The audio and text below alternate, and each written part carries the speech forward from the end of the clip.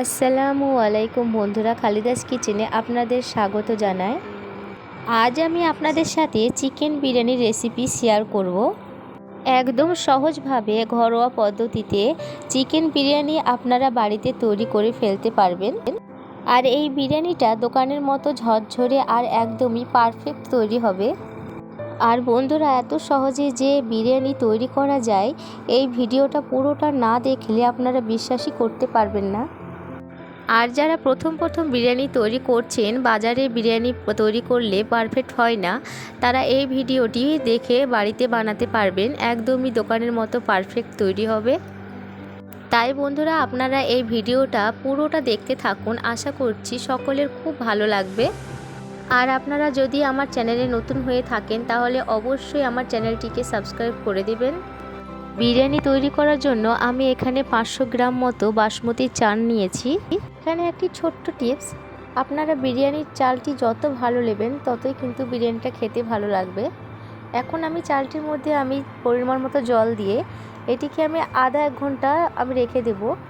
এখানে আপনারা চালটি ধুয়েও এভাবে আপনারা জল দিয়ে রেখে দিতে পারেন, ভিজিয়ে, বা আগেও রেখে দিতে পারেন, কোনো অসুবিধা নেই। এখন এটি ঢাকনি দিয়ে আমি আধ ঘন্টা মতন এটিকে ভিজিয়ে রেখে দেব। এরপর দেখুন বন্ধুরা, আমি এখানে 500 গ্রাম মতো চিকেন নিয়েছি। চিকেনটাকে খুব ভালো করে পরিষ্কার করে জল দিয়ে ধুয়ে নিয়েছি। এবার এর মধ্যে দিয়ে দিচ্ছি সামান্য পরিমাণ মতো লবণ। এবার চিকেনটিকে লবণের সঙ্গে খুব ভালোভাবে ম্যারিনেশন করে নিচ্ছি। দেখুন বন্ধুরা, আমার এখানে চিকেন ম্যারিনেশন করা হয়ে গিয়েছে। এখন আমি গ্যাসের ফ্লেমটা অন করে দিয়ে চুলায় একটি ননস্টিক কড়াই বসিয়ে দিয়েছি। এখানে দিয়ে দিচ্ছি সাদা তেল। সাদা তেলটি এখন আমি গরম করতে দিয়ে দিয়েছি। তেলটিকে কিছুক্ষণ গরম করে নিয়ে এখন আমি এর মধ্যে চিকেনগুলো দিয়ে দিচ্ছি। চিকেনগুলোকে তেলে একে একে সবগুলো দিয়ে এখানে আমি কিছুক্ষণ চিকেনগুলো ফ্রাই করে নেব। এভাবে চিকেনগুলো তেলে ফ্রাই করলে চিকেনে থাকা গন্ধটা চলে যায় এবং চিকেনের বিরিয়ানিটা খেতেও অসম্ভব ভালো লাগে। আপনারাও ট্রাই করবেন চিকেনগুলোকে এভাবে ফ্রাই করে নিতে কিছুক্ষণ। এরপর এখানে নিয়েছি আলুটিকে কাটার পর জল দিয়ে পরিষ্কার করে ভালো করে ধুয়ে নিয়েছি। এবার আলুর মধ্যে দিয়ে দিলাম সামান্য পরিমাণ লবণ এবং সামান্য পরিমাণ হলুদের গুঁড়ো। হলুদের গুঁড়োটা দিয়েছি একটা সুন্দর রং হওয়ার জন্য। এখন হলুদ আর লবণটাকে আলুর সঙ্গে খুব ভালোভাবে মিশিয়ে নিচ্ছি। এখন আলুটিকে মিশিয়ে নিয়ে একটু সাইডে রেখে দিচ্ছি। এখানে আমি 6 থেকে 7টি বড় সাইজের পেঁয়াজ নিয়েছি বেরেস্তা করে নেওয়ার জন্য। দেখুন বন্ধুরা, চিকেনগুলো আমার ফ্রাই করা হয়ে গেছে। চিকেন খুব বেশি ফ্রাই করলে কিন্তু চলবে না, হালকা করে ফ্রাই করলেই হবে। দেখুন আমার কিন্তু ফ্রাই করা শেষ। ওই একই তেলে কিন্তু আমি আলুগুলোকে ভেজে নেব। আপনারা বিরিয়ানির আলুগুলোকে আগেই একটু ট্রাই করে দেখবেন যে খুব তাড়াতাড়ি সেদ্ধ হয় কিনা। যদি আলু তাড়াতাড়ি সেদ্ধ হয় তাহলে আর সেদ্ধ করার কোনো দরকার নেই। এভাবে আপনারা ডাইরেক্ট তেলে ফ্রাই করে নিতে পারবেন। আর যদি তাড়াতাড়ি সেদ্ধ না হয় তাহলে আপনারা আলাদা করে হালকা সেদ্ধ করেও এভাবে তেলে ফ্রাই করে নিতে পারবেন, কোনো অসুবিধা নেই। দেখুন বন্ধুরা, 10 মিনিট ধরে এইভাবে আমি আলুগুলোকে ফ্রাই করে নিয়েছি। লক্ষ্য রাখবেন আলুগুলো যাতে পুড়ে না যায়। এভাবে ব্রাউন কালারের মতো করে ভেজে নিতে হবে। দেখুন আমার ভাজা হয়ে গেছে সম্পূর্ণ। এখন এটিকে একটি পাত্রে রেখে কিছুক্ষণ সাইডে রেখে দেব। 1 ঘন্টা হয়ে গেছে বন্ধুরা। এবার আমি বিরিয়ানির জন্য রাইসটা তৈরি করে নেব। গ্যাসের মধ্যে বড় পাত্রে জল গরম হতে বসিয়ে দিয়েছি। এবার এই জলের মধ্যে দিয়ে দিচ্ছি 1 চামচ মতো লবণ। এরপর দিচ্ছি 2টো তেজপাতা, আর দিচ্ছি 2টো এলাচ, 4টি লবঙ্গ এবং 2টো দারচিনি, আর দিয়ে দিচ্ছি 1 চামচ মতো সাদা তেল। এবার আমি জলটিকে খুব ভালো করে গরম করে নেব। এবার দেখুন বন্ধুরা, বাসমতি চালটা আমি এখানে নিয়ে নিয়েছি আর এইদিকে জলটা খুব ভালোভাবে গরম হয়ে গিয়েছে। এবার এই জলের মধ্যে দিয়ে দিচ্ছি বাসমতি চালগুলো। এবার ভাতটিকে বা রাইসটিকে তৈরি করে নেব। রাইসটিকে পুরোপুরি সেদ্ধ করলে হবে না, 80% মতো সেদ্ধ করতে হবে। পুরোপুরি সেদ্ধ হয়ে গেলে কিন্তু ভাতটি একদমই ঝরঝরে হবে না। তো দেখুন বন্ধুরা, 4 থেকে 5 মিনিটের মতো সময় লেগেছে ভাতটি তৈরি হতে। এর থেকে বেশি সেদ্ধ করব না, শক্ত রেখেই ভাতটিকে আমি নামিয়ে নিচ্ছি। তো দেখুন বন্ধুরা, আমি সব ভাতটিকে এই ঝুড়ির মধ্যে তুলে নিয়েছি। এর মধ্যে যেটুকু ফ্যান রয়েছে সেটা ভালো মতো যাতে ঝরে যায়। তো দেখুন বন্ধুরা, আমি কিছুক্ষণ পর পর এভাবে ভাতটি থেকে আমি ধোঁয়া বের করে নিচ্ছি, যাতে ভাতটি আরও খুব সুন্দর ঝরঝরে হয়ে যায়। এবার চুলায় একটি ননস্টিক কড়াই বসিয়ে দিয়েছি। এখন এর মধ্যে সাদা তেল দিয়ে দেবো। এবার বেরেস্তাটা করে নিচ্ছি। আমি এখানে 6 থেকে 7টি বড় সাইজের পেঁয়াজকে সরু সরু করে লম্বা লম্বা করে কেটে নিয়েছি। এবার আমি এই পেঁয়াজগুলিকে ভেজে বেরেস্তা তৈরি করব। দেখুন বন্ধুরা, আমি এখানে একটি পাত্রে তেল গরম করে নিয়ে তার মধ্যে দিয়ে দিয়েছি পেঁয়াজ এবং আদা রসুনের পেস্ট। এখন এটিকে খুব ভালোভাবে ভেজে নিচ্ছি, যাতে আদা রসুনের কাঁচা গন্ধটা চলে যায়। এরপর দিচ্ছি 100 গ্রামের মতো টক দই।